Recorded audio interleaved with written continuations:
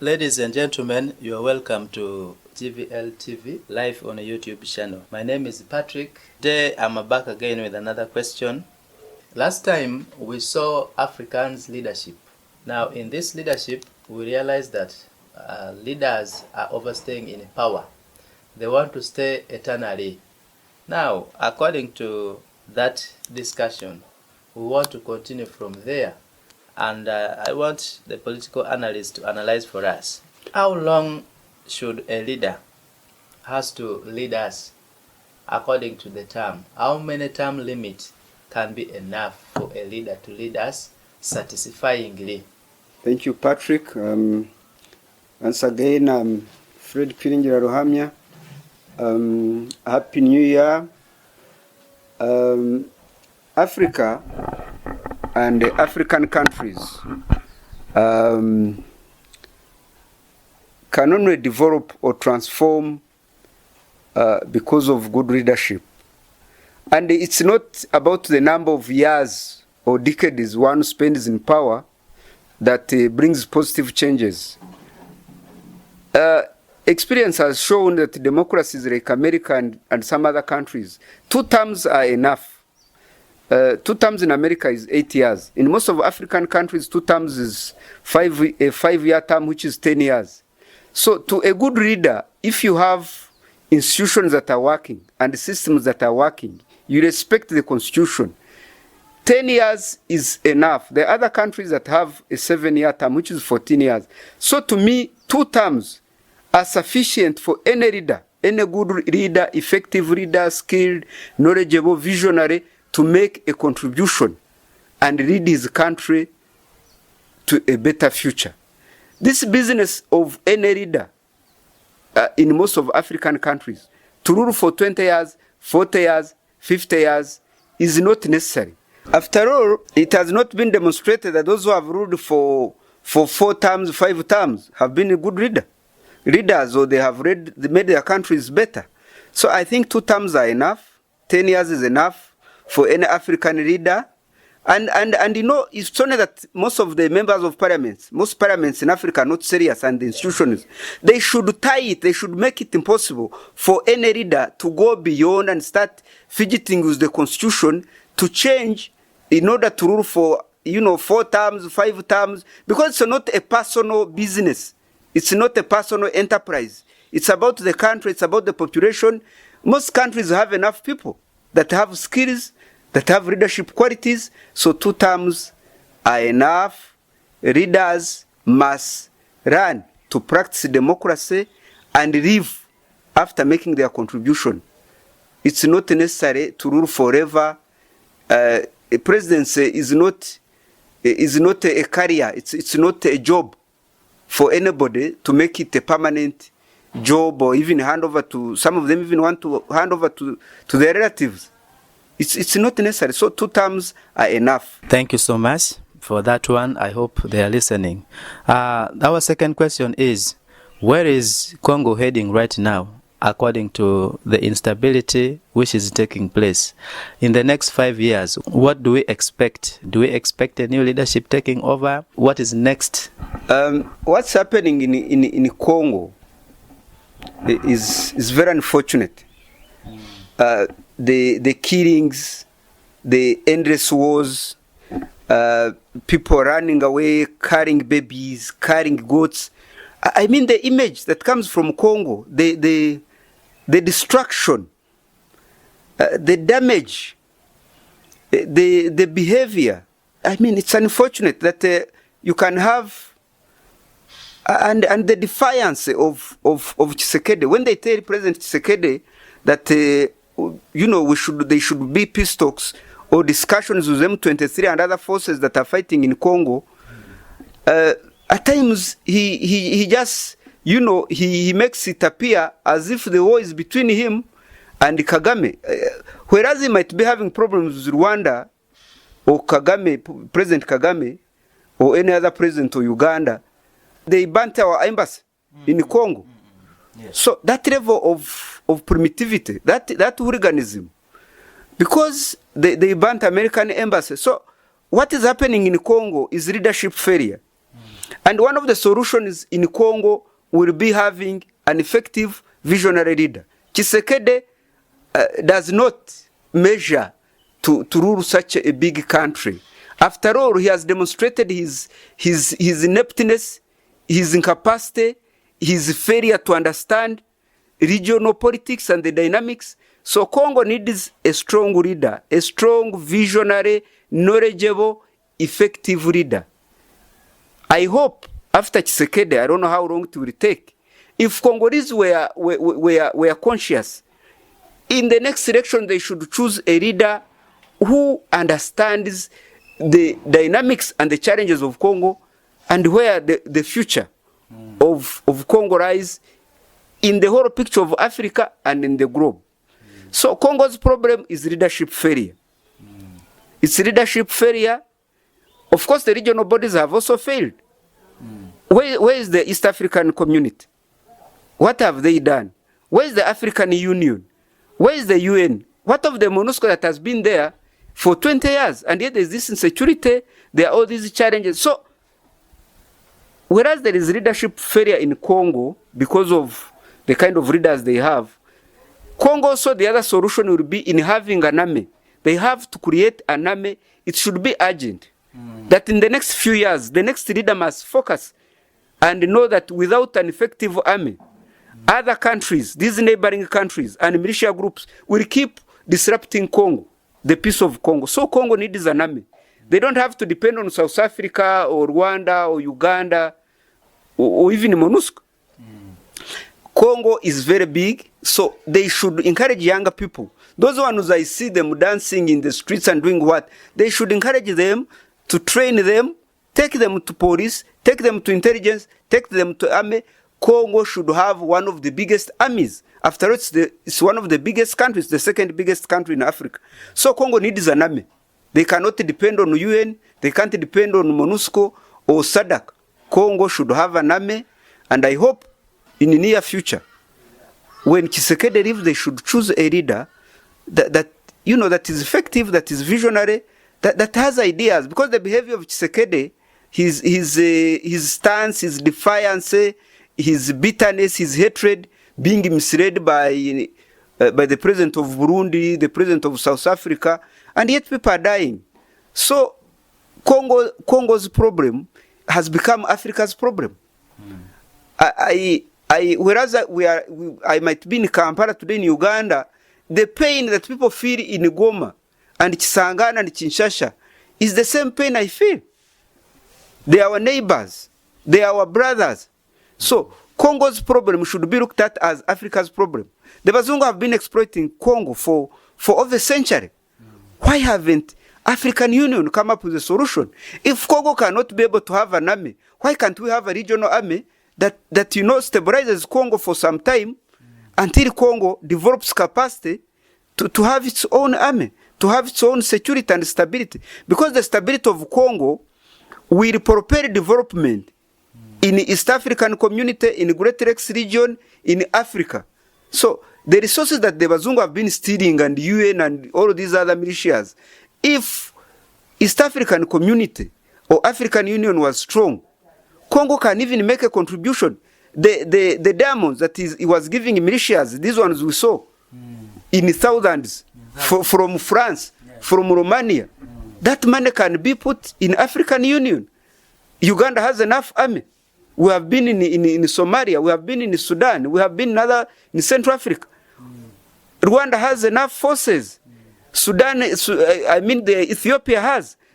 So it's a question of African. We can have a standby army, like the way Nkrumah and Nyerere had proposed, so that we have a strong army, we have a strong currency that serves Africa. So I want to appeal to Africans and people in East African region and Great Lakes region that the problems of Congo should not be looked at as Congo's problem, and we should not allow President Tshisekedi and President Museveni and Kagame to start fighting as if it's their personal business. If there's anything that Rwanda has to do in Congo, they should do it in the interest of the country or Africa. If Uganda has to do something, it should not be benefits to the commanders or to the president or few people around him, and they make it a personal business. We are paying Congo billions of money because we were charged in international court that we stole and plundered Congo. Were those resources put in consolidated fund? They were not. They were taken by individuals, timber. So I think Africans must wake up. In particular, the gainings of Rwanda fighting Congo, what are they gaining? To understand why Rwanda is fighting in Congo, you have to look at the current factors, but also the historical perspective. Because M23 are Congolese. They are Congolese, so they have to go back to Congo. Refugees in Uganda and Rwanda must go back to their country. This one, Tshisekedi knows. Everybody knows. They have their villages, they have their land, they are known. They have been there for over a century. So M23 are not Rwandese. But of course there has been a mix-up of politics and fight or plunder for minerals. So whereas there is M23 that is genuinely fighting to go back to their country, Rwanda and some other countries, including Uganda, take advantage because they are looking for minerals, for gold, for diamonds, for timber. And this is why Tshisekedi at times argues and says that M23 are just a proxy force for Rwanda and President Kagame to plunder Congo, which is of course unfortunate, because we must make a distinction between people who are genuinely fighting to go back to their country, who are not so many, because now M23 is a force that has been, because they have not just started now. It has been for years. They existed long ago. So definitely those Congolese who are supposed to go in Congo, one of the solutions is Tshisekedi knows these people, the local chiefs the other side know these people, their neighbors know them. Let them say that genuine Congolese natives should go back to Congo. And now it will give an opportunity to isolate Rwanda and Uganda if they are using it as a base to enter Congo, that they are looking for Interahamwe, they are looking for ADF, they are helping these people who are facing injustice, who have been displaced from their country. Then now there will be a cause to isolate them and ask Rwanda or Uganda, what do you want in Congo? What are they doing there? What are you doing there? Because now, like South Africa, it has been exposed. Because SADC forces have not yet come. So when they found Congo, Kagame genuinely was asking Ramaphosa, now that's the challenge they have now, what are you doing in Congo? Yes. You are looking for minerals. But Kagame is also being accused of plundering Congo. So one of the solutions is let Tshisekedi allow Congolese, natives, Tutsi and other tribes, Banyamulenge, to go back to Congo in their country. And then request this, create stability in his country and conditions where there will be no refugees in Congo, so that now these other neighboring countries, Uganda and Rwanda now, will be put to test what are you looking for in Congo. Because if Uganda wants to fight ADF or Rwanda wants to fight FDLR, the Interahamwe, it should be at their borders. It cannot be 1,000 inside the Congo, or they should not be in mines or timber or forests. No. If it's business, they should go there for business on agreed terms. But for them to make Congo a garden for them, or mines, or factories of picking resources, is not acceptable. Right. So Tshisekedi has some point that Congo is being plundered. But Congo is being plundered because of the weaknesses in Congo. Because Congo has been plundered by Belgium, by America, by China for a century. So if Kagame, who just came a few years ago, has now, and Museveni have also started the same tactics, Tshisekedi cannot start lamenting and insulting Kagame. The best way is to have a stable Congo. And then it will now put a halt. It will stop these other neighboring countries and militias. Because even militias have mines. They are mining. SADC, South Africa is mining. MONUSCO is mining. Yeah. So, of course, whereas Rwanda benefits from those minerals, But it's because of Tshisekedi's weaknesses, Congo's bigness, lack of security systems, lack of stability, and the failures of leadership in Congo. Thank you so much. Now, compare the president of Burkina Faso, President Ibrahim Traore, who has just led the country for the last 1 to 2 years now, with this African country leadership. When you see the president, the young president of Burkina Faso, it gives hope to Africa and the future. President Traore has shown that you can live simply, use national resources for the good of the population, pay debts to IMF and World Bank, and run your economy according to your means. So this is a good example. And remember, Traore is a disciple. He walks in the footprints of Captain Thomas Sankara. Captain Thomas Sankara transformed Burkina Faso in 3 years before his assassination. So in Traore you see a statesman, you see a Mandela, you see a Thomas Sankara, you see a Patrice Lumumba, you see a Mwalimu Julius Nyerere, you see a Kwame Nkrumah. If African leaders were living such a life, living simply, using national resources for the good of the country, he has a simple convoy, just a car he used to use. Other African leaders have a convoy of 50 cars, 60 cars. Yes. How many roads are those? How many schools are those? How many health centers? Shows you that Africa has resources that are wasted. Corruption, stealing, graft is what destroys Africa. So Traore has shown that you can be a good example. The other time he goes to gardens. The other day I saw him distributing tractors.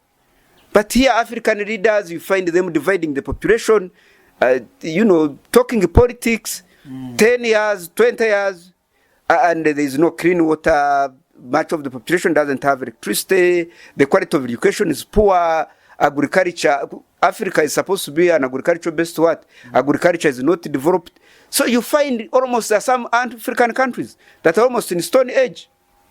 People are still using hose. The economies are miserable. People are below poverty line. They can't meet basics of life. They are still children of Africa who don't go to school.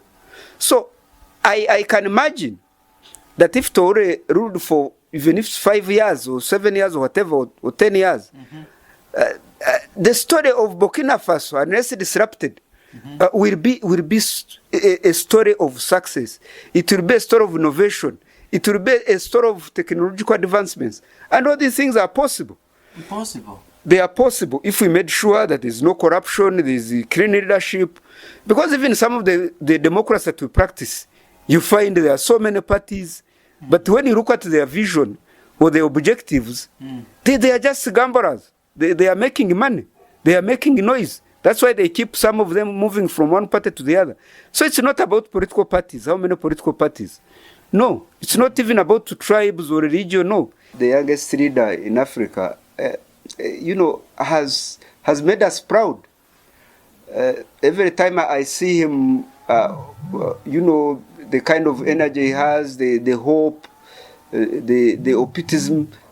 He reminds me of Obama, when Obama was talking about change in America, and the enthusiasm that he carried. So Traore represents positive forces. He represents the future.